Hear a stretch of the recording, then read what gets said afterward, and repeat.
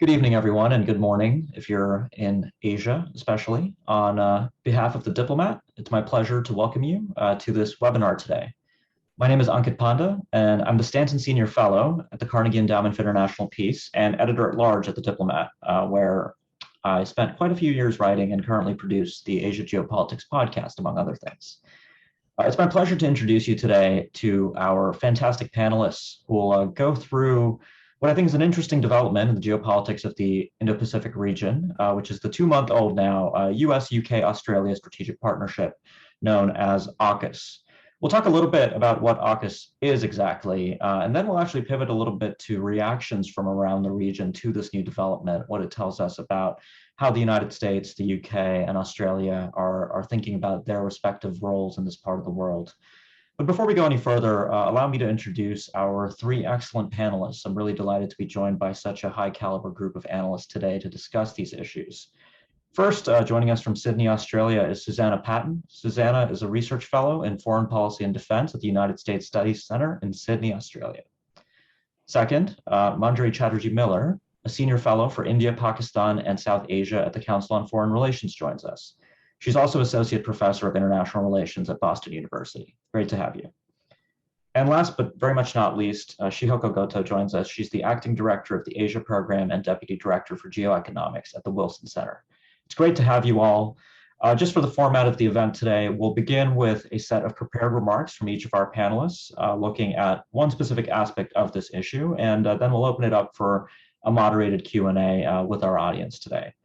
So without further ado, let me turn it over to Susanna, who'll get us kicked off a little bit by telling us a little bit about the trend lines in Australian strategic thought that really led us to this point, that we now have this trilateral partnership. And hopefully Susanna can also tell us a little bit about what AUKUS exactly is. And after that, we'll pivot to Manjari and Shihoko for perspectives on the reactions from around the region. So Susanna, over to you. Thank you very much. Thanks very much, Ankit, and to the Diplomat for hosting this event. So to kick things off, I'll just give a brief recap. I think probably most people have a reasonable idea of what AUKUS is, but I'll just briefly touch on what was included in the announcement now 2 months ago, 16th of September, because I guess there was a bit of a difference perhaps between the form and the function of the arrangement, and it was announced with a lot of fanfare, a lot of flags, as much as that's possible during a virtual event. But of course, the substance is really still in development. So on the 16th of September, the 3 countries, Australia, US, and the UK, announced what they called an enhanced trilateral strategic partnership. And the first initiative of that partnership is to assist Australia to acquire nuclear-powered submarines. The arrangement foreshadowed further cooperation on advanced technology among the 3 countries. And yesterday, the Australian Prime Minister expanded a little bit on what that cooperation would look like in his address to the Sydney Dialogue, a new forum being hosted by ASPI, the Australian think tank. And he said that cooperation would focus on cyber capabilities, artificial intelligence, quantum technologies, and additional undersea capabilities. On the nuclear-powered submarines, which I think is, should probably be the main focus of the discussion, that is subject to an initial 18-month review period. So a lot of detail about how it will actually work is not really known. And there's a lot of, I think, really tricky questions to be nutted out among the 3 countries in terms of, where these submarines will be built, whether Australia will be going with a US or a UK model. And a lot of that is really still under development at this point. To the question about why Australia is doing it, I think it's important to remember that the surprise here, as my colleague Ashley Townsend has written about, and I think made a really good point, that the surprise is really that the US shared this technology, not that Australia wanted it. The US motivation is perhaps something that we can get into a little bit in the discussion. But, Australia, I think, has obviously got a pretty sharpening threat perception about China, which is very much much in the background on this arrangement. There's been no high-level ministerial political contact between the two countries for almost 2 years, and Australia has also been subject to economic coercion, which I think has really sharpened both the sort of the political but also the popular threat perception about China here. So Australia has very much always, I guess, seen its security from within the context of its US alliance. So again, it's unsurprising that it would look to the US to provide it with this technology. Australia's ambassador to the US recently expanded a little bit about why Australia wanted the nuclear-powered submarines as opposed to the conventionally powered ones that it had already been building with the French Naval Group. And he said that, deterrence and Australia's contribution to deterrence in the region involved Australia strengthening and projecting its military might with the use of these nuclear-powered submarines. And he said, we want to be able to project our power further up rather than taking an approach that all our defence has to be a defence of the mainland.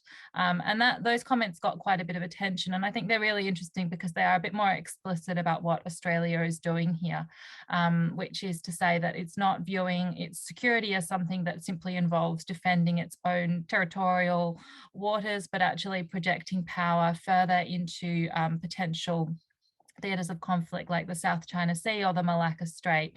And of course, the nuclear-powered submarines give Australia a greater ability to contribute to a military coalition because those submarines can spend a longer time on station than the conventionally powered ones. Australia having this kind of more ambitious and assertive regional role is something that has been foreshadowed for some time now. Australia had an important defence planning document that was put out last year called the Defence Strategic Update, which very much foreshadowed that Canberra would take this more ambitious and assertive regional role.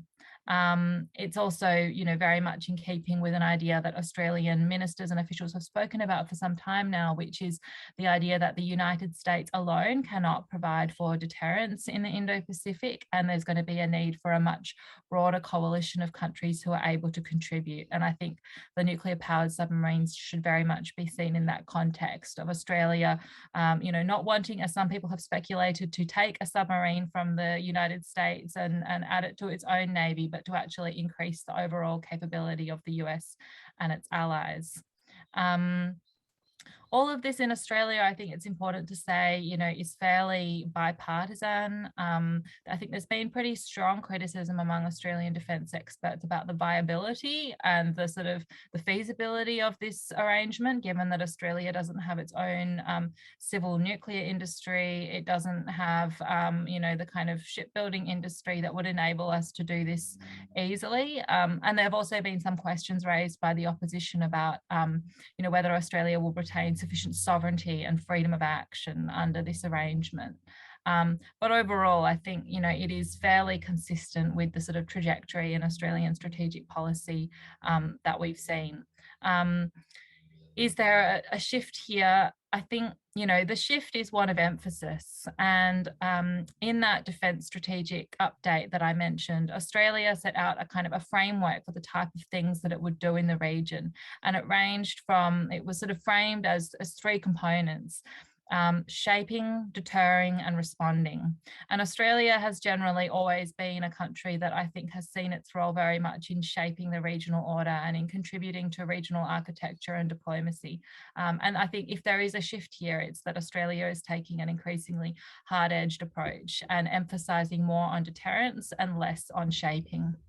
And I guess that shift and the decision that Australia has made very overtly now to join this quite clear sort of US military balancing coalition is one that has prompted a reaction among Australia's neighbours, including in Southeast Asia.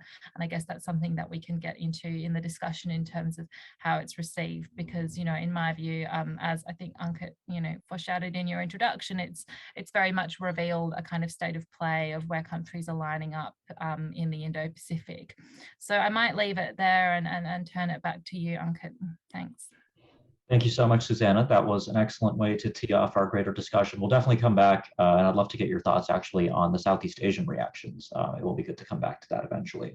But let me now turn it over to Manjari to give us a little bit of the perspective, at least in South Asia, specifically India, on what AUKUS suggests about the way in which these countries are thinking about the region more broadly and how they might fit into India's own shifting approach towards China in the region.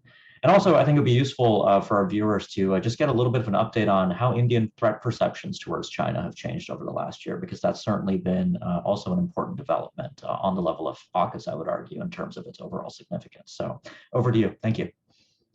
Right. Thank you, Ankit. So first of all, I'm delighted to be here today. I really appreciate being on this panel. And I think some of what Susanna said feeds directly into some of the points that I'm going to make about India as well. But it's really interesting because, you asked me, we started off asking about AUKUS, and then, you ended by asking about China's the threat perception of India towards China, and I would actually reverse it, right? So I would begin really with China to understand India's reaction to AUKUS. So on one hand, AUKUS is quite explicitly a security alliance, the way India sees it, to contain China. And it has benefits for India, but also gives it pause in some ways. And so to kind of grasp these dilemmas that India faces with respect to AUKUS, its relationship with China and also with Australia and the United States become quite important.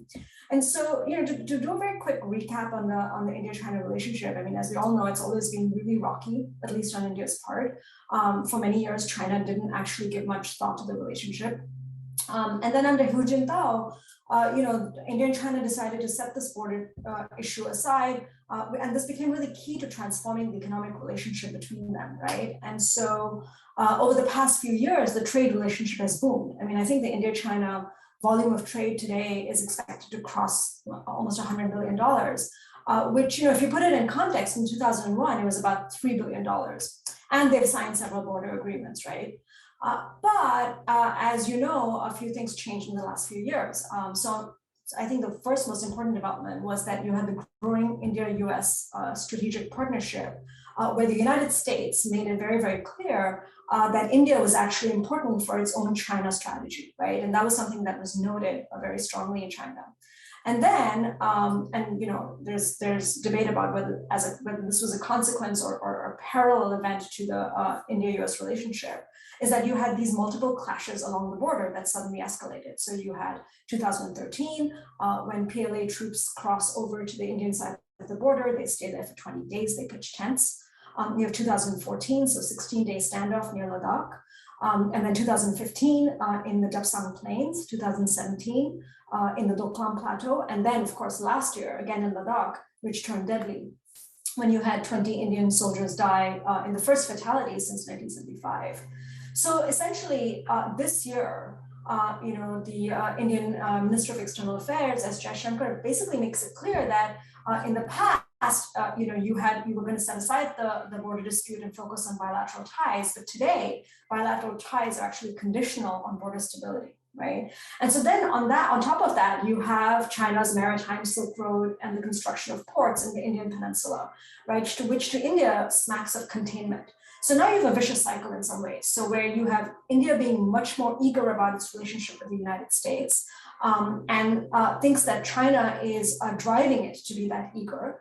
And China is talking about India more, but mostly in the context of the United States. So this kind of brings us to the India-US relationship, right? So, the India-US relationship is not only not the relationship of a decade ago, but today it's not even the relationship of 5 years ago, right? And so this is really, I think, due to the border disputes between China and India.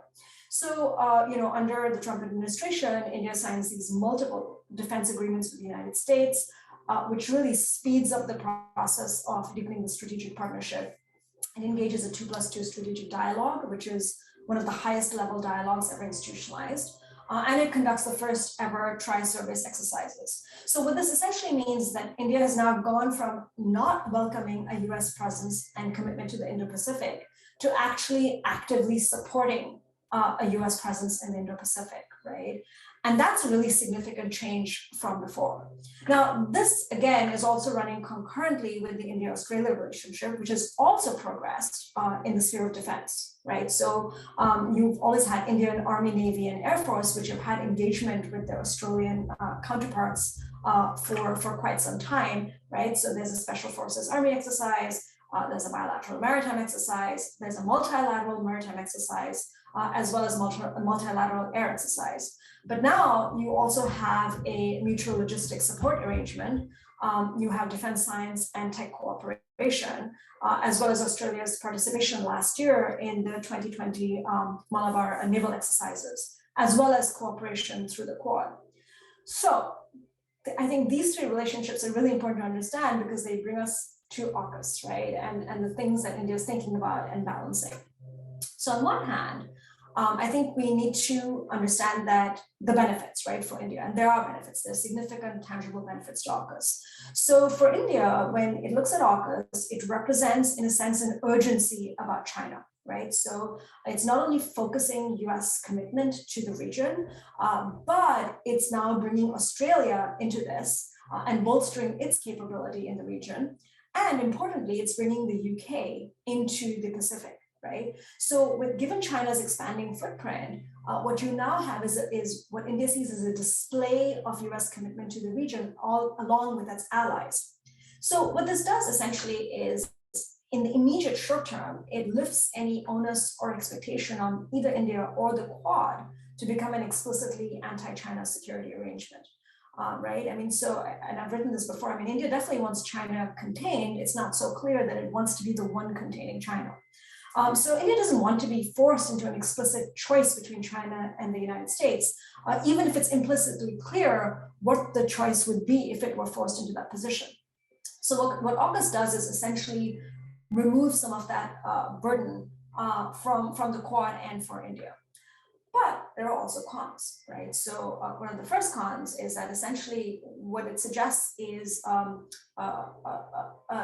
doubt, I would say, about US commitment to its allies, right? So this is in the wake of the withdrawal from Afghanistan, but now the United States pulls out, signs the AUKUS deal, and what it means is it leaves France, a key US ally, in the lurch. So India thinks, well, what does it say about United States commitment to its allies, let alone its second tier partners who are not allies? And France is also a very close defense partner of India's. So you really did have a strong sense of commiseration in India with France because AUKUS, the submarine deal that France had with Australia was key to France's maintenance of indigenous naval capabilities. And it was also an example of its ties to the Indo-Pacific region, right? So there was definitely a sense of sympathy for France when AUKUS happened.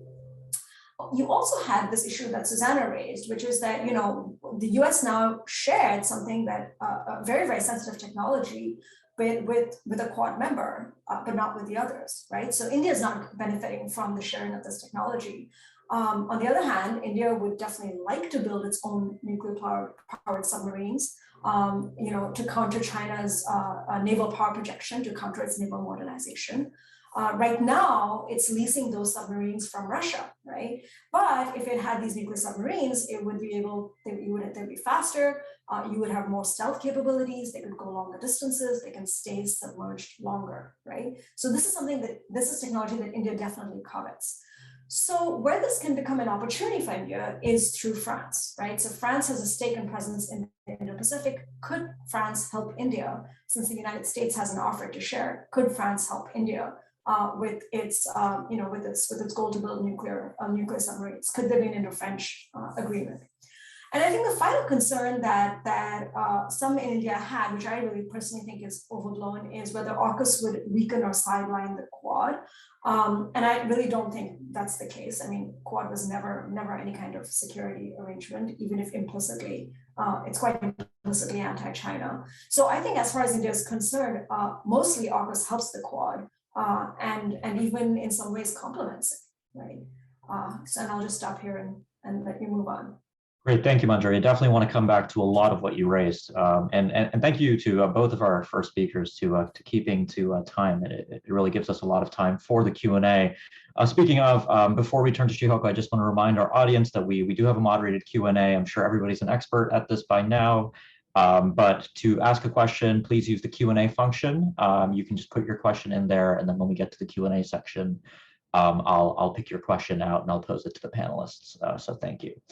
And so finally, last but not least, Shihoko, it'd be great if you could bring in a little bit of the perspective on AUKUS from East Asia, focusing primarily on Japan, and if you can, a little bit on the Taiwanese reaction as well, because some of the discussion around the Australian pursuit of many of these capabilities is being discussed in the context of potential Taiwan Strait contingencies or even East China Sea contingencies or even in the Western Pacific, where certainly Japan has many important equities. And of course, we've seen a change of government recently in Tokyo.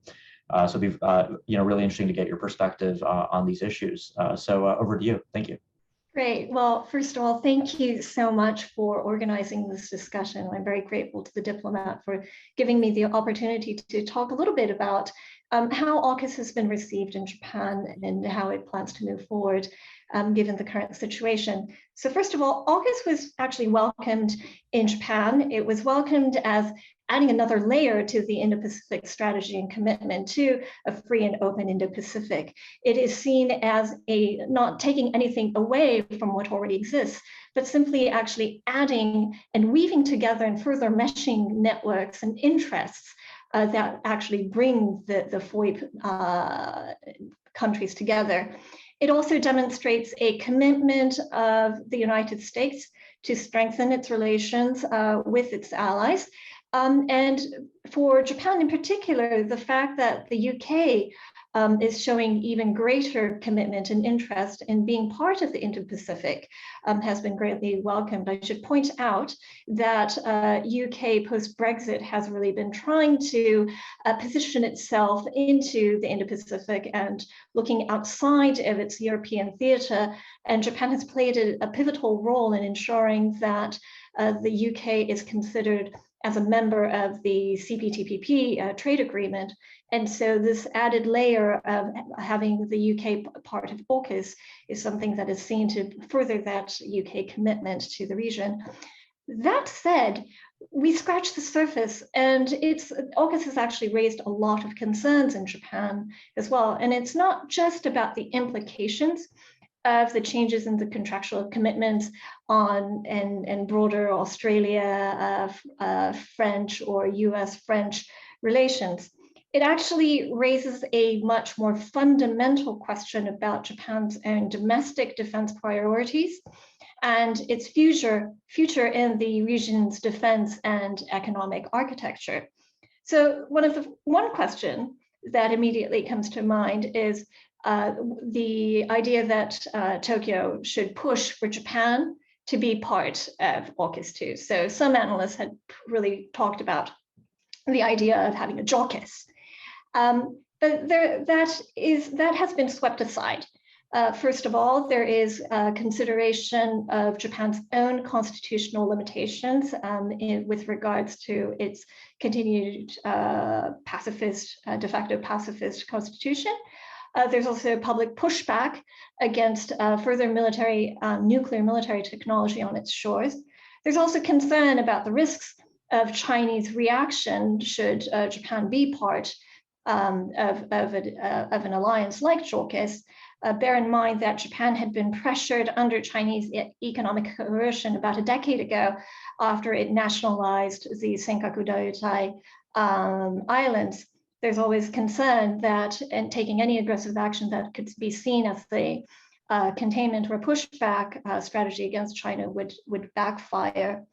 But of course, the decision of whether or not Japan could join AUKUS or whether indeed AUKUS would expand to include India as well was made by the Biden administration, and the White House made very clear that it has no intentions of expanding AUKUS beyond the current 3 member countries. There's also, it's highlighted this deep security cooperation of the Five Eyes, and it's raised and highlighted the need for Japan to raise confidence in its ability to safeguard critical data and technology. And so with that, it's raised another question in Japan, that is to say, well, what can Japan do, or should Japan really lobby to join the Five Eyes itself and become the Sixth Eye?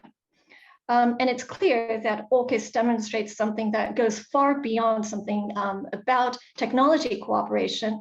It really does reflect this long established relationship of trust amongst the English-speaking allies that has its roots from World War II.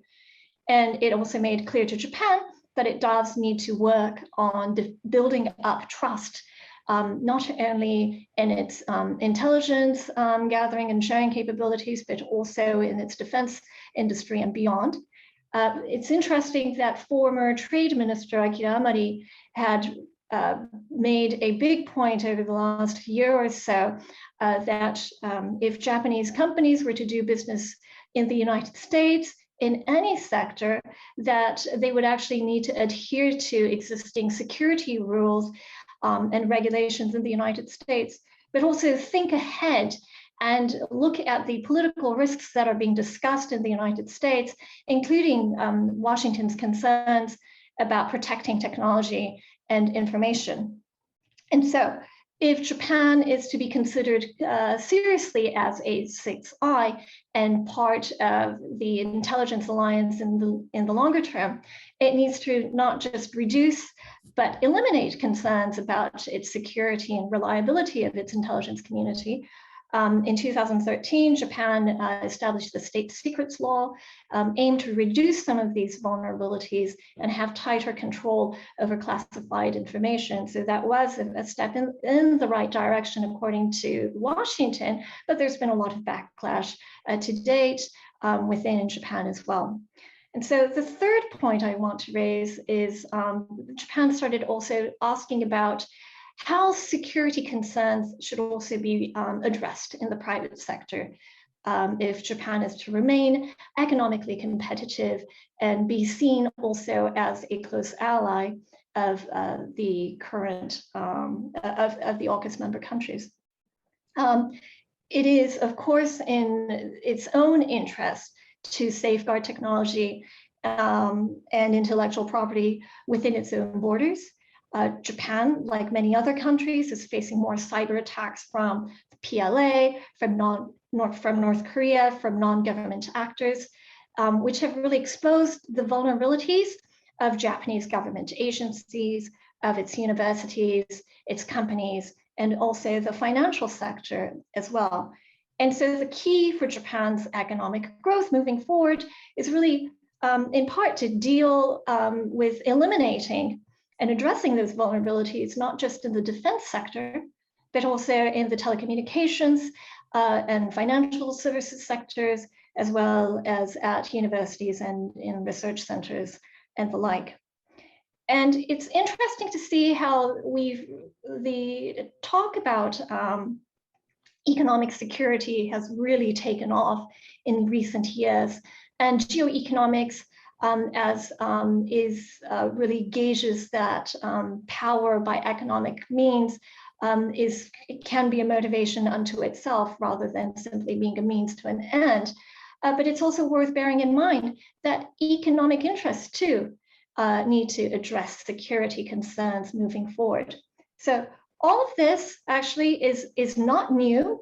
And the fact that Japan has been looking to be more integrated into the intelligence sharing alliance and its interest in joining the Five Eyes to become the Six Eyes has been already in play, but it really has been highlighted by the developments of AUKUS.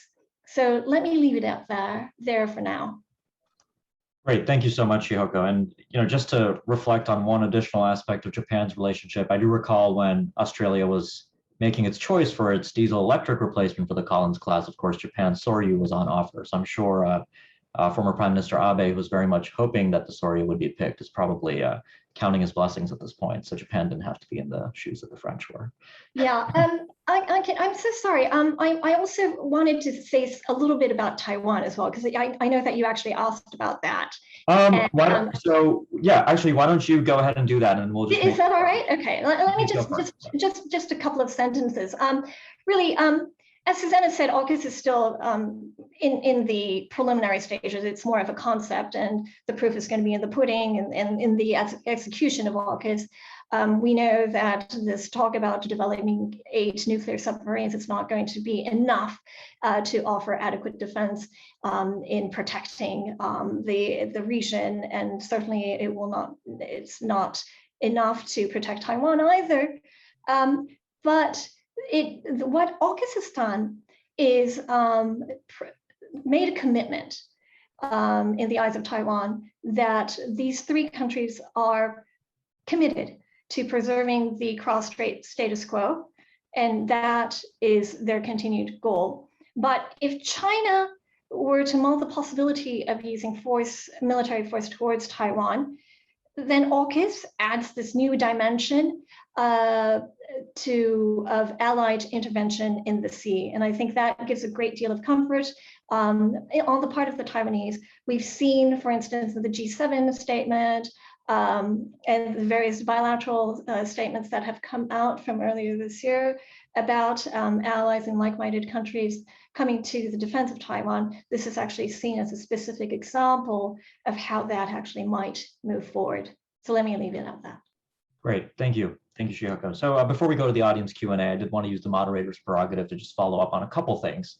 So Susanna, you alluded to this at the very end of your remarks, but I did want to come back to you because we've heard a little bit about the perspective from India, Japan, Taiwan, but I don't want to leave out Southeast Asia because obviously there's a great deal of physical geographic proximity to Australia. Many of Australia's most important regional partners like Indonesia are in the region. So I was hoping you could tell us a little briefly on, I guess, the diversity of reactions within the member states of ASEAN and Southeast Asia more broadly.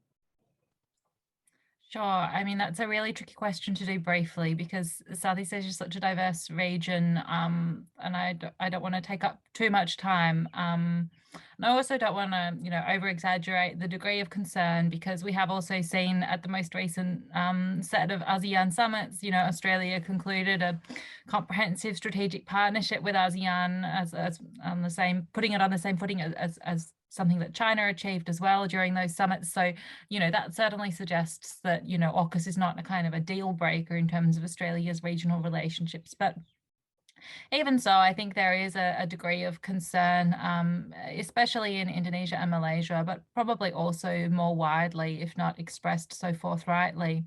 And there are really sort of 3 aspects of those concerns. The first is the idea about, Australia, the United States contributing to a regional arms race. So this idea that it's not China that is contributing to the sort of regional military buildup, but the United States is sort of equally responsible for that.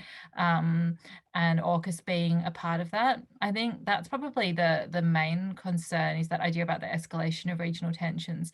A secondary concern, which came about, I think, because of the way that AUKUS was announced as a trilateral partnership, is around the loss of ASEAN centrality, or the idea that the region's security is being determined by sort of outside countries rather than the countries of Southeast Asia themselves. And a third set of concerns, which I think China has really done a lot to encourage, is around non-proliferation issues that Indonesia has raised. I tend to think that those are probably a bit of a cover, though, for the other 2 concerns, which really indicate that that almost without exception, countries in Southeast Asia are not going to be part of a US-led sort of security coalition. They may welcome the US presence, and I think they do, but their view about the sort of the way of addressing the region's current challenges sort of diverges quite fundamentally, I think, from all of the countries that we've been discussing in detail today: Australia, Japan, India, and the United States. So Manjari, if I can come back to you. So I wanted to ask you a little bit about defense technology sharing in the context of the US-India relationship, because we had the DTTI going back to 2010, India's elevation to major defense partner status in 2016. But the sense that I sort of get is that New Delhi's never really been satisfied with the pace of defense technological cooperation and sharing with the United States. I think for understandable reasons. India is not a formal ally. History of cooperation there is a lot younger than the history with certainly the United Kingdom and certainly Australia. So I'm wondering if you have any views on what AUKUS might suggest about the willingness of the United States to shore up partners in the region. Obviously, we can point to the US-India Civil Nuclear Cooperation Deal as perhaps the best example of the United States supporting India's development of indigenous capability to better counterbalance China. But do you think this is going to increase the appetite in New Delhi for accelerating some of the tech cooperation that India has been seeking on the defense front with the US?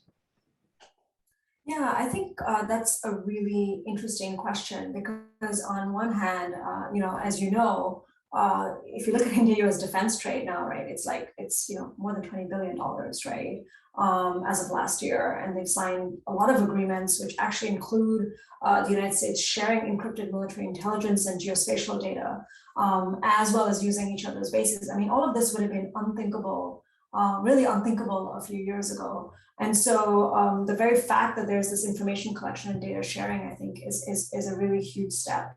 But yes, I think this did give India pause in that, I think the only other country that the United States has shared this technology with is the UK, right? So, so I think that definitely did give pause in, well, why not us, and why Australia? But of course, India is not a formal United States ally. So there is that, right? So it's sharing it with an alliance, and India is not really on board with entering into any kind of formal alliance agreement either. So on one hand, yes, there is pause about this hasn't been shared with us, and we of course would like to build, and in fact, India is building nuclear submarines. But on the other hand, the United States has shared it with a formal ally. India is not a formal ally. So would India actually commit to a formal alliance with the United States, assuming that the United States would even seek that, which is a whole different ballgame.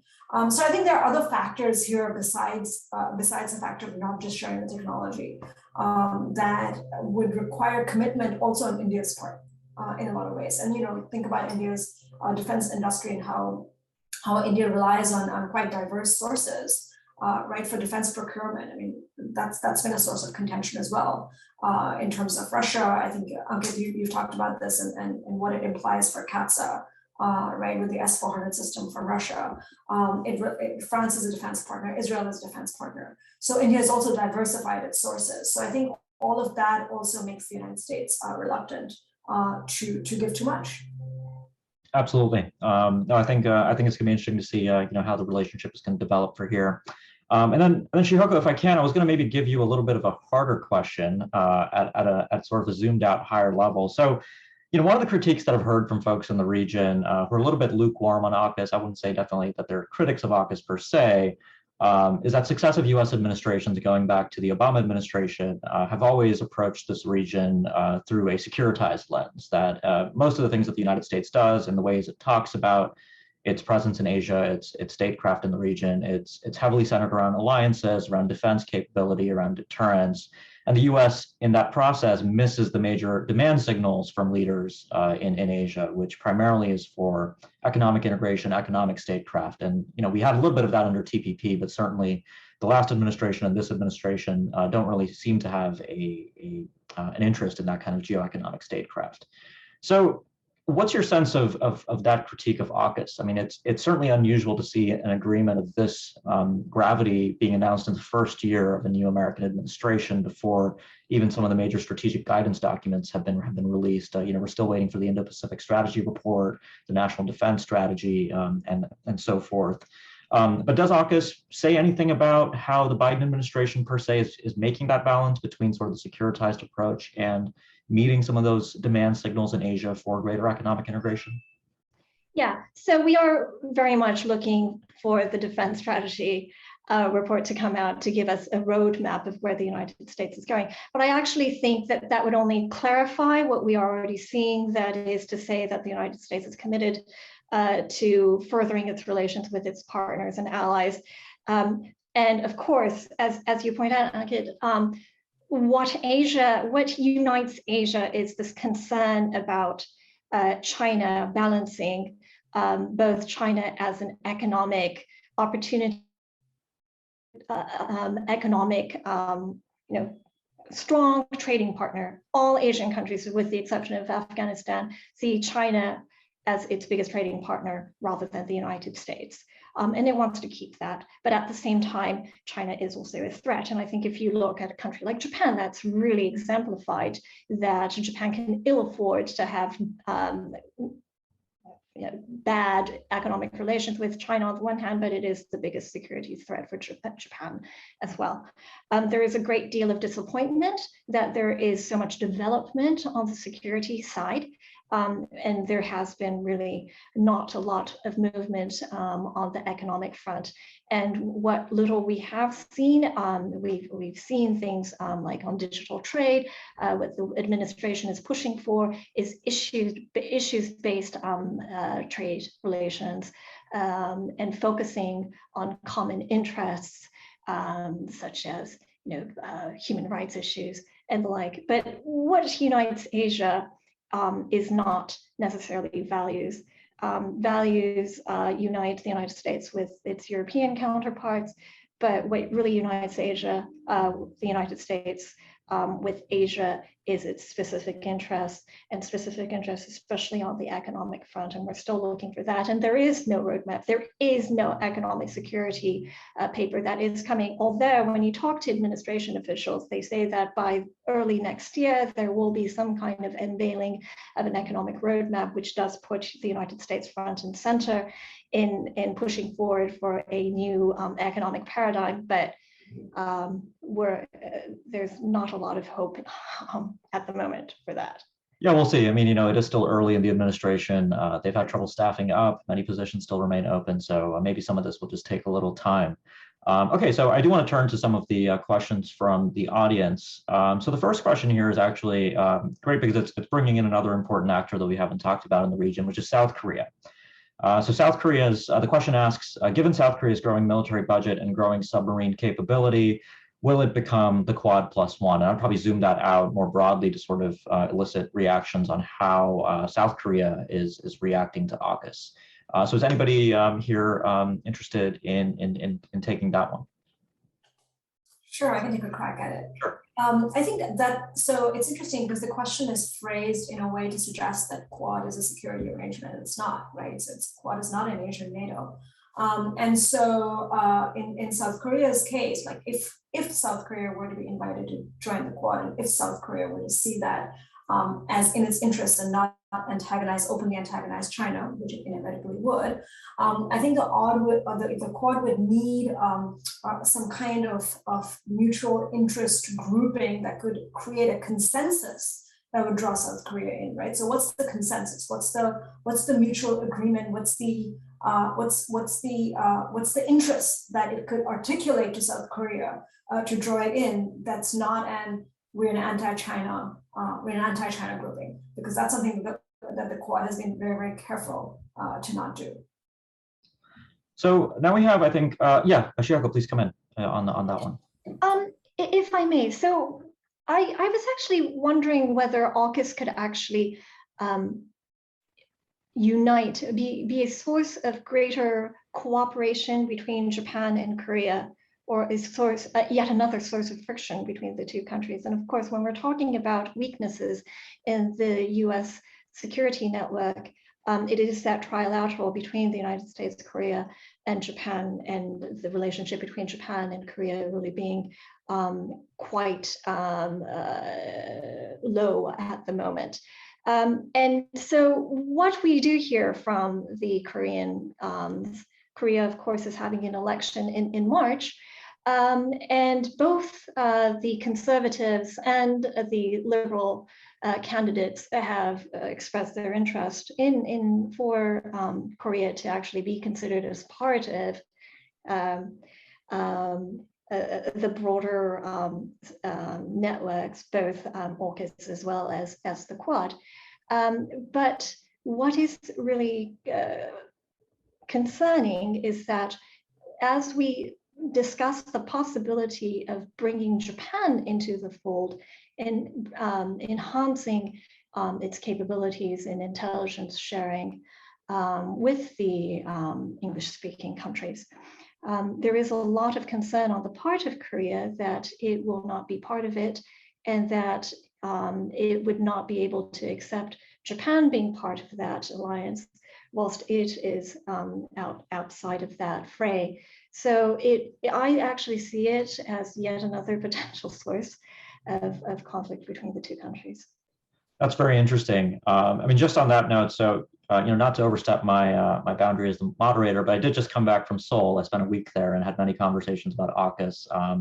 And the only thing I would add to what's already been said is that I think for the South Koreans, AUKUS was also a reminder of the sort of inherent hierarchy that the U.S. has for its allies in Asia, right? I mean, the U.S. officials never say this. We have the very careful language between the linchpin and who's an ironclad ally, who's the best ally, who's the oldest ally. We're very careful about this, but inherently there is that hierarchy. And I think for the South Koreans, there's always been that sense that they somehow are lower down on that hierarchy, and sort of the joint statement language on AUKUS that made it very clear that from a non-proliferation perspective, this was a carve out, an Australia-specific exemption, I think has rubbed some in South Korea the wrong way. And I suspect South Korea's interest in nuclear submarines is likely going to become a bigger issue after the upcoming election. I would just quickly add one more thing, which is I think this hierarchy thing is really interesting because it suggests on one hand that the U.S. Creates this hierarchy, but of course then you also have countries and where they want to place on the hierarchy, right? So in India's case, I think it's particularly interesting because it's a partner, so it's clearly not in the top echelons of the hierarchy. Does it want to be there? Well, that's not so clear either. Right, so there's a sense of hierarchy suggests that there is a designation and then climbers or the climbers, and I guess I'm not so convinced that India necessarily wants to be a climber in that sense. No, I think that's an interesting observation, and it is very much a double-edged sword where it fits in. I think technology sharing, creates a different set of incentives than sort of the security requirements of becoming a formal ally as well. So I want to pivot a little bit, and there's actually two questions that I think go together nicely, and Susanna, maybe you can comment on this a little bit. So the first question asks, does AUKUS not suggest a weakening of the Five Eyes rather than a chance for expansion?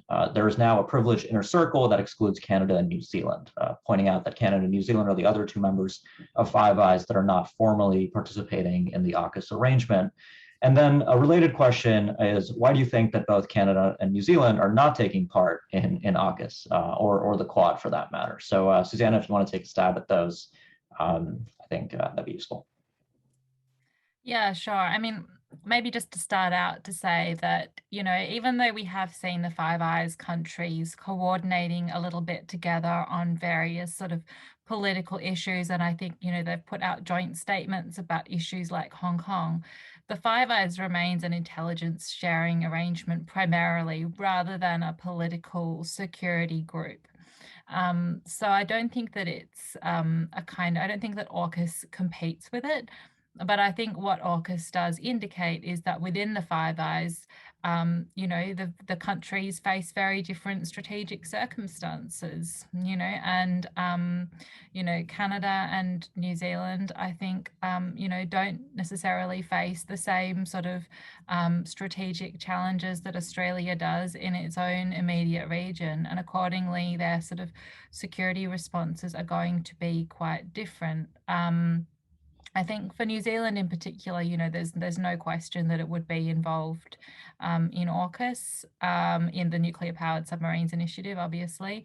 But I think there is still potential for both of those two countries to be involved in the broader technology sharing arrangements and sort of new technology discussion that is happening under the auspices of AUKUS. And there's definitely no reason why that shouldn't happen. And of course, the Five Eyes arrangement means that those countries have the ability to communicate to each other in a secure and trusted way, which would definitely sort of facilitate those discussions in future. But, the appetite, again, will come back to how those countries sort of define their strategic circumstances and the way that they need to respond. Great, thank you. So another pair of questions that I think go well together, and this is getting a little bit into the nuts and bolts of AUKUS, and particularly the implementation of the submarine project. So the first question is, with the possible commissioning of the submarines being around in the 2040s, based on the current time frame, should Australia consider buying or renting other nuclear submarines? And I would even add conventional submarines. And how effective and sufficient will the Collins class be in the interim? And a related question is, do you see AUKUS as portending a greater US physical presence in Australia? There's already a very limited Marine Corps permanent deployment, but will AUKUS expand the kinds of activities that the US military undertakes in Australia? So Susanna, this does seem to be your area of expertise again, so if you'd like to take those, that could be great. Sure. I think, it is clear that given the timeline in which the nuclear-powered submarines would be delivered under AUKUS, that does leave Australia with a significant capability gap. And there is a lot of discussion within Australia about how that should be bridged, through some combination of, a life of type extension for the Collins-class submarine, which is already planned, to add to that further, or to have some sort of bridging arrangement. But I think the answers on what's going to happen there are really not clear, and I don't think there's any particularly sort of clearly desirable solution there. So it's certainly something that this government and the next government are going to have to look at very carefully. I think on the question about the US presence in Australia is a really interesting one. I don't really see that as, I suppose AUKUS will play some role in that, given that it's likely that under AUKUS there would need to be some training arrangements for Australia together with the US and the UK.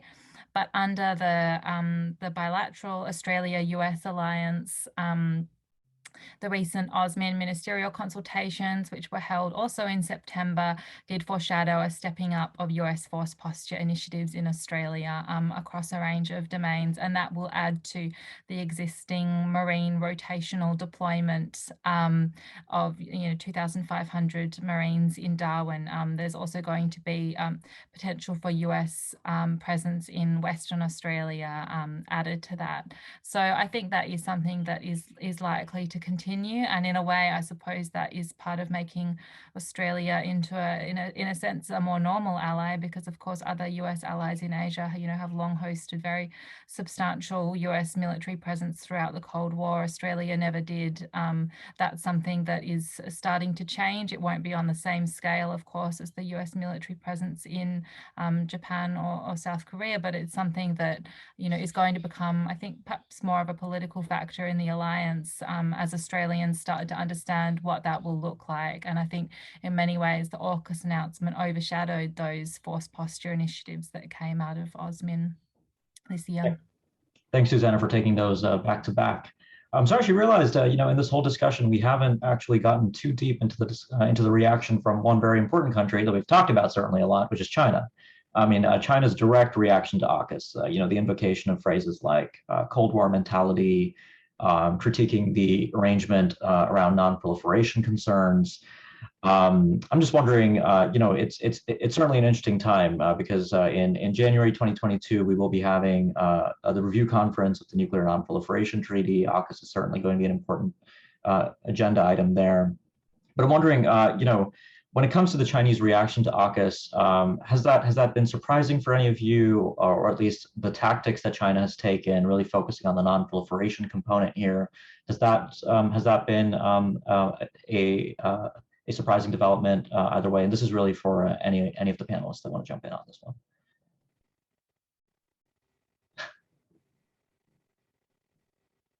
So I guess everybody found the reaction from China to be fairly predictable. I mean, I think that's actually fair.